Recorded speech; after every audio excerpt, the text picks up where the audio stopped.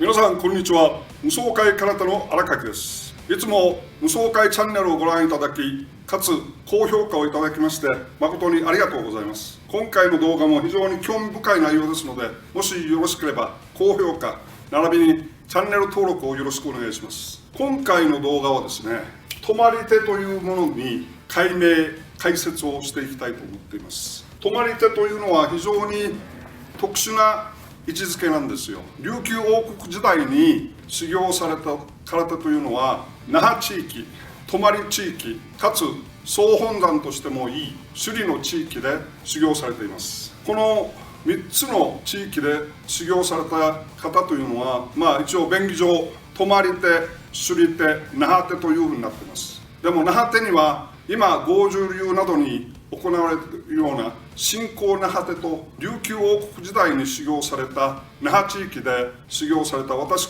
が呼んでいる古流那覇手というのがあるはずなんです。かつ泊まり手というのは非常にユニークな存在なんですよ。今回取り上げるのは、この泊まり手と首里手を対比することで、琉球王国時代に伝わった空手というものは一体どういうものであるかという理解が深まるからだと思っています。ですね、この泊まり手の方というのは、私が沖縄で修行時代に私が学んだ先達、先輩、または先生方が非常に得意とされていた方です。かつ私自体も沖縄においては非常に好きな方だったんですよね。今回こうやって解説するというのは非常に私自身考えにふけっております。まず泊まり手の特徴というのは、流れるように動くということなんです。形自体が非常に綺麗なんですよ。まるで踊ってるような感じになります。見てる人たちもやっぱり踊りと同じような美しさというのを感じると思います。その美しさというのは泊まり手の運びだと思っています。ただですね、それだけでは武術になれないんですよ。やっぱり武術というのは自分の身を守る、相手を倒すということが武術ですから、ただただ美しいだけではエンターテインメント、またはスポーツの空手の方になってしまうんです。琉球王国時代に行われた空手の方というのが、修行された空手の方というのがエンターテインメント、またはスポーツであったはずがないんです。ではこの美しい方に秘められた必殺の技というのは一体どういうものか、それを今日説明したいと思っています。これは前も言いましたけど、私が修行時代に大部分の方たちが非常に得意としていた泊まり手の方なんです。でも正直に申し上げますけど、私のみならず大部分の方たちも踊りとしての美しさで型を演じており、型本来の本当の必殺の技というのを完全に理解なさっていたかどうか、それは今この年になって非常に疑問に思っております。なぜならこの方というのは本当に相手をボコボコにする、これは首里手も一緒なんです。古流那覇手も一緒なんですけど、最初に対峙した相手1人ですね、私が1人、相手が1人、その相手を型の始めから終わりまで倒し続けるんです。相手に技を出し続ける、そして相手を引きずり回す、抵抗不能にするまで叩きのめす、そういう恐ろしさを持った方なんですよ。一体この美しい方、その方のどこにそういう技があるのか、そういう必殺の動きがあるのか、それを今日ご覧に入れたいと思っています。ただですね、この動画、無双会チャンネル、もう出すのがいっぱいあるんですよ。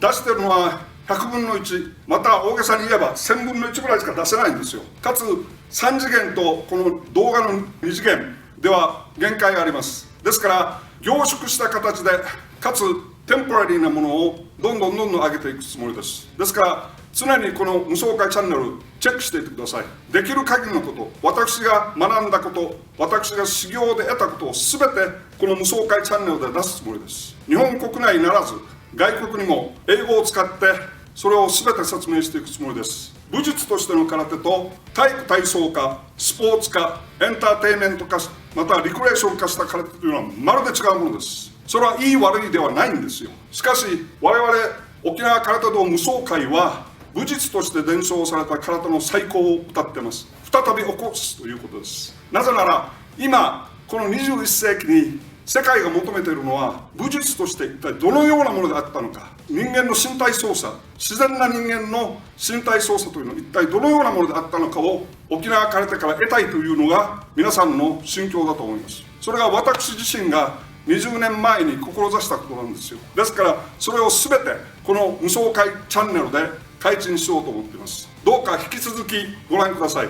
まずですね、止まり手というのはこうやってお辞儀をしますね。そしてこうなります。そしてこうですね。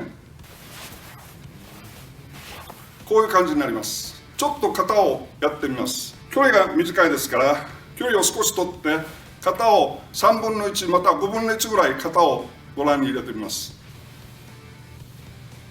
おい、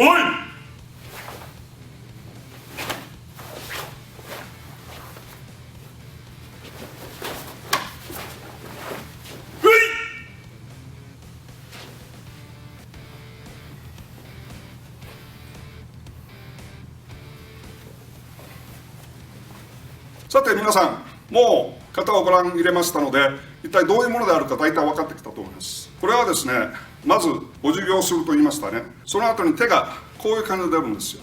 これ横向きでしますとこういうふうになります。袴腰を作って手が上がります。これは一体どういうことか、これはまあそばに置きましょう。いろいろ説明しないといけないことがいっぱいありますので、これはいつかまたちゃんと説明します。今回はここからですね、ここから相手が前蹴りなどをしてきた、自分は下段腹で受ける、その時に手はここ、なぜなら次の動作に必要だから。そして次は左から、自分の左から相手が突きをついてきた、それを受けた、それをついた、だんだん分かってきましたね。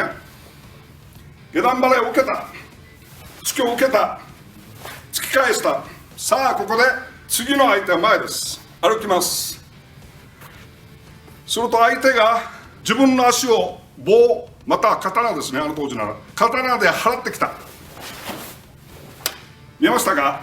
払ってきたのを避けながら足を上げて、次はついてきた相手の腕を受ける、それを絡め取ってつく、その後に相手を押し倒してつくというふうになると思います。しかしこれは全て誤解曲解です。非常に厳しい言い方ですし、私自体がこれを知った時は非常に驚愕して、一時期自信喪失になりました。しかし今説明した動きというのは全て武術として伝承された沖縄空手を、沖縄空手の型ですね、型を誤解曲解したことによる表現方法だと思っています。では武術として一体どういうものであるか、それを今から説明します。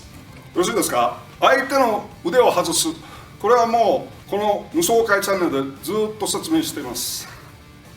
これは外すんです。どうやって外すかはまた次の機会で動画でお知らせします。相手ここなんですよ。相手が来たんじゃない、前にいる相手を自分が右側に払ったんです。よろしいですね。次に相手の頭を持ってくるわけです。ですからこの時は一瞬の猫足立ちというのは存在すると思います。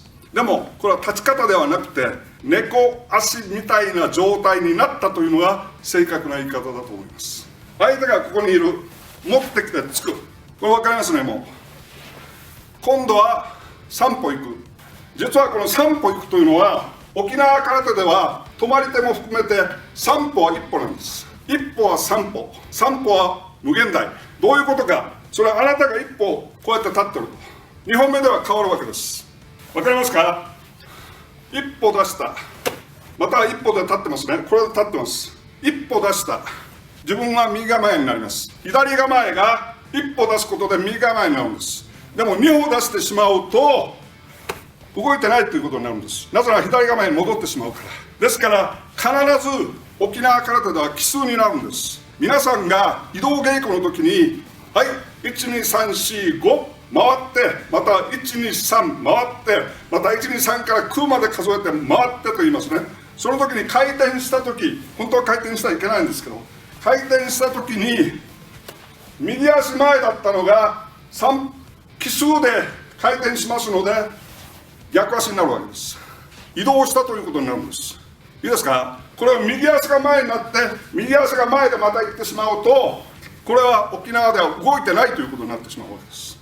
ですから相手が頭をここに持ってきて引いてついたと、ここにある手、この手はある流派ではこうです。ある流派ではこうです。でも本当はどういうことかもうお分かりになったと思います。相手をここに持ってきた、すなわちこれはこれなんですよ。以前説明した、これ動画でも説明しました。ナイパンチでこれみんな一緒なんです。これもこれもこれも全て一緒なんです。そしてこれも一緒なんです。これも一緒なんです。全てはどういうことか、ここなんです。すなわちこの場合、相手の頭はここにあるということ、相手の頭はここにある場合もあるわけです。ここにある場合も、ここにある場合はここで持っていく、ここにある場合はここから投げ倒す、投げる。この場合はここにあります。前にあるんです。なぜか、いいですか。相手をついたここにある、これが来るからです。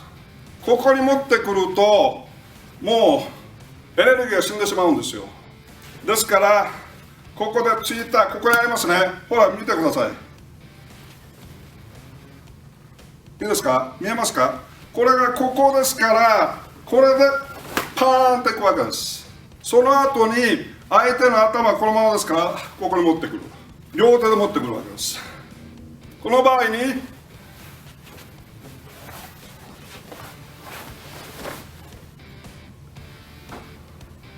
これでもよろしいですし、これでもいいですし、これでもよかったわけです。だからある流派でここでなければダメだ、ここでなければダメだ、これでなければダメだって言ってますけど、それは非常にあまり意味のないことなんですよ。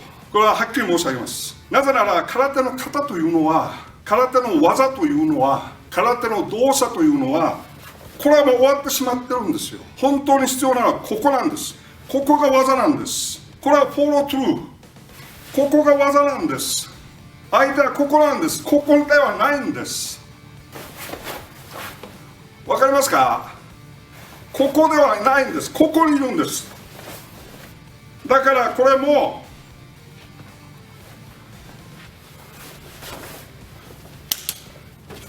これはフォロートゥルーなんです。技ではないです。死に体で終わってしまったポーズなんです。あれは技というのはここなんです。技というのはここなんです。技というのはここなんです。お分かりになりますね。もうちょっと見せますね。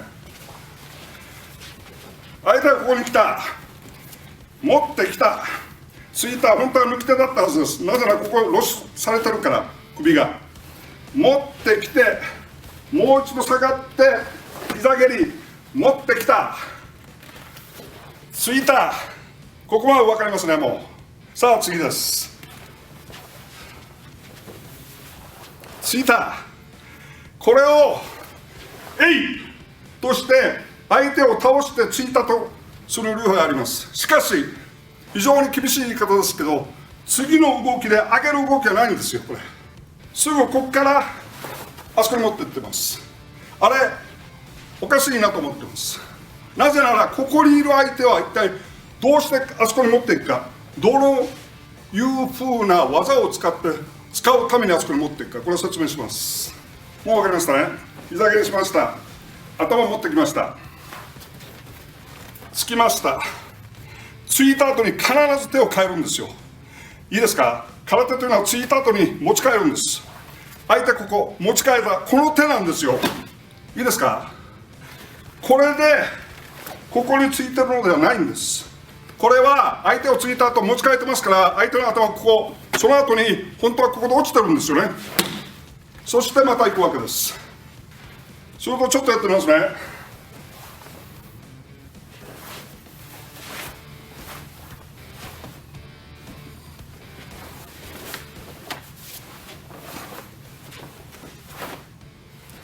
ここまでは見えたと思います。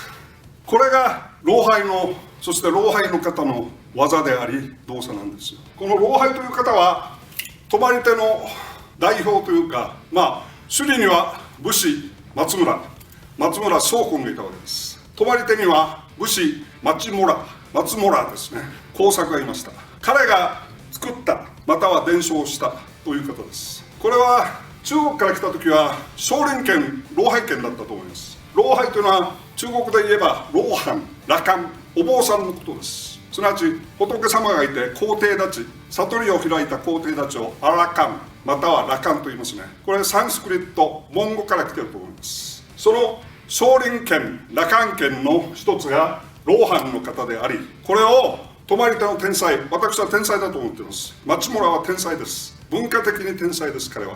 武術的にもすごいです。でも松村の方というのは、武士首里手のですね、松村の方というのは遊びが一つもないんですよ。もうギチギチに武だけでできてます。でもこの泊まり手の町村耕作の老輩というのは、遊びという言葉は語弊がありますけど、余裕があります。型に余裕があります。これはやっぱり琉球文化、沖縄の文化というのは一体どういうものであったかということを、心身思想というものを兼ね合わせて考えてみた場合、非常に興味のある問題だと思っています。問題というか課題というか希望を持たせるものであると思います。私はこの今日泊まり手の老輩をご説明しました。我々無双会チャンネルは前も言いましたけど、全て出そうと思っています。動画が100作るか1000作るかは分かりません。なぜなら全て私が学んだこと、私が習得したこと、私がこういう言い方非常に失礼ですかもしれませんけど、悟ったこと、それを全て動画として、セミナーとして、